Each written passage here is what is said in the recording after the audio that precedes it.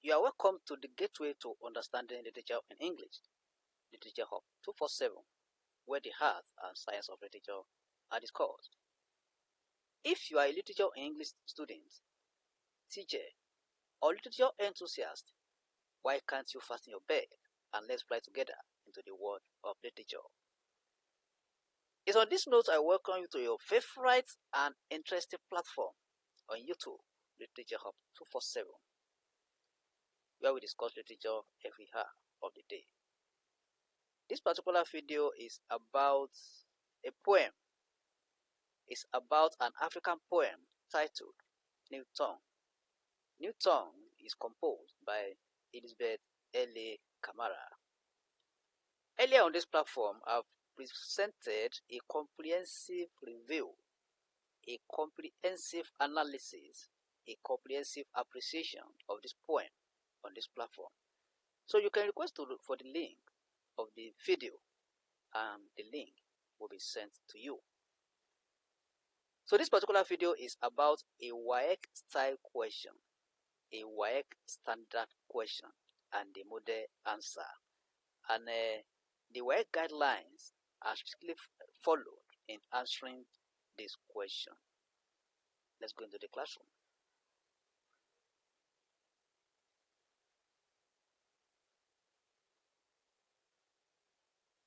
Now let's look at the question here.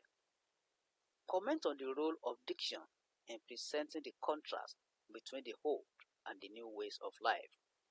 Comment on the role of diction in presenting the contrast between the old and the new ways of life.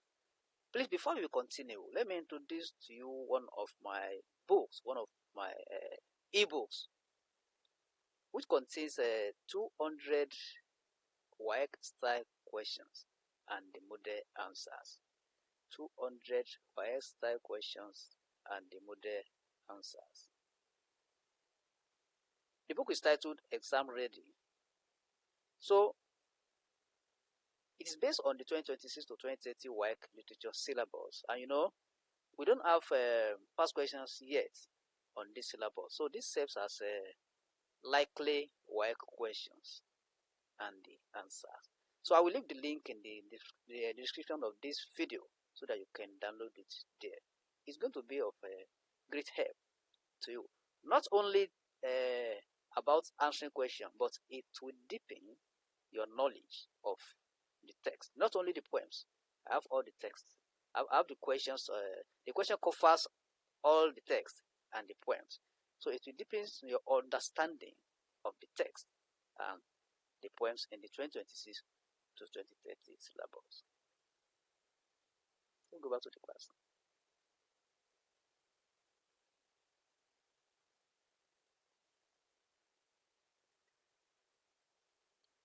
Now let's first analyze this question as we normally do.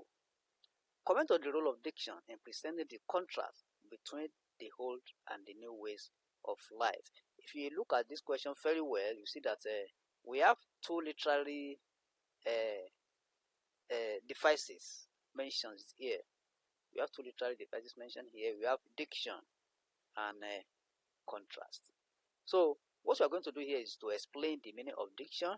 We explain the meaning of contrast, and we also relate it to a relevant theme before we answer the question.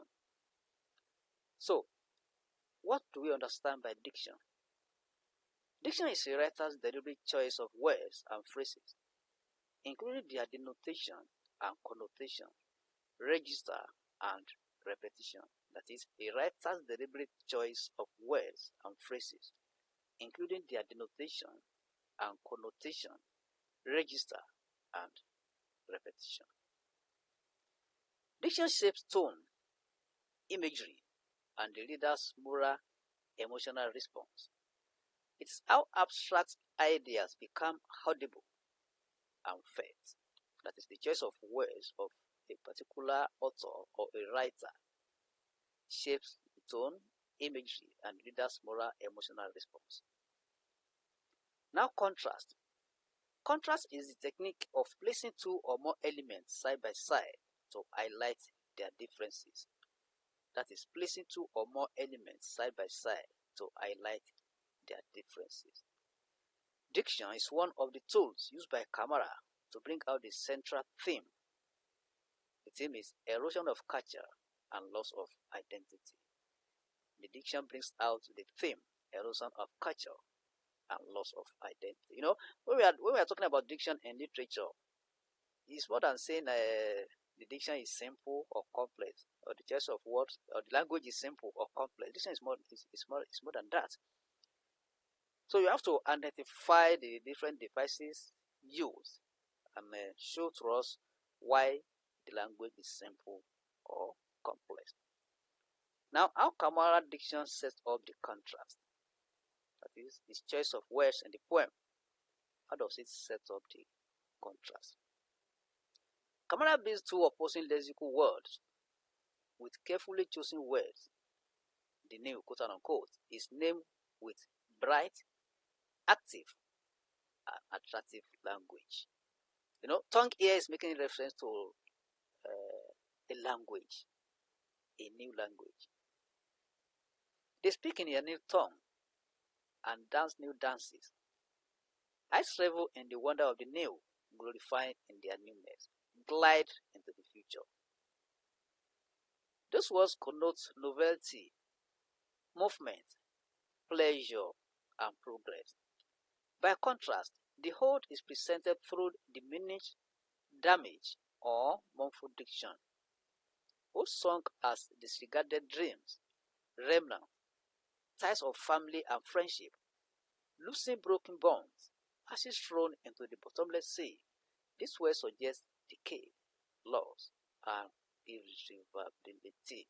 You know, please, you must have gone through the poem before you understand what we are saying here. So you can request for the link to the appreciation of the poem, and I will send the link to you. So you must understand the poem before you understand what you are doing here. Verbs, modifiers, and tone. Verbs, modifiers, and tone. Note how verbs and modifiers transfer agency. Active, celebratory. Verbs belong to the new. Speak, dance, revel, glide. But the poem also uses violent verbs and participles. That is, batter into new modes. Broken bonds. All these are quoted from the poem. Cutting roofs away. Tugging skirts. To show that the process of becoming new is not gentle growth, but a destructive force. To show that the process of becoming new is not gentle growth, but a destructive force. The adjective borrow, quote unquote. Borrow shoes, borrow minds is a small loaded word.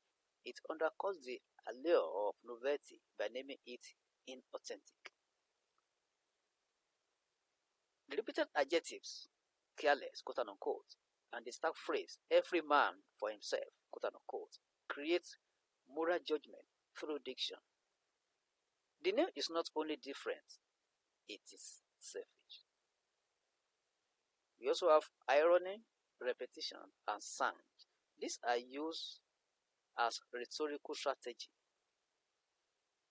They are used in diction as rhetorical strategy. Kamara pairs positive sounding words for modernity with images of rain, revel, wonder versus ashes cutting wind. This ironic pairing turns celebratory diction into a critic. Repetition of new, quote unquote, keeps the reader aware of dominance. Short exclamatory fragments. No, not even on the edge of their mind. Use simple, blunt diction to emphasize exclusion of others. The compressed monosyllabic phrases, e.g., they are not revere the whole, accelerate the poem's accusatory tone. That is, they are not giving respect to the headers, to the whole, with the appreciation of the new tongue, the appreciation of the new language. In conclusion, through these word choices, the poem turns abstract anxiety about change into a tangible lament for identity and heritage, making its theme of cultural erosion both persuasive and emotionally immediate. So that's the answer to the question. Let's look at the question again. Comment on the role of diction in presenting the contrast between the old and the new ways of life. As I said earlier, you explain the meaning of diction and contrast as a literary devices in the question and relate it to the relevant theme. You now go ahead and answer the question. Please, if you are new on this platform, try and click on the subscribe button and the bell icon so that you'll be part of this class. And whenever any video is produced, you are going to be notified. Like this video, you are free to share it on any social media platform. Invite your friends and colleagues to channel. Please, if you have any question or comment, send it to the comment section and it will be attended to. Don't forget to download the book Exam Ready. The link is in the description of this video. Thank you and God bless. Let's meet in the next class.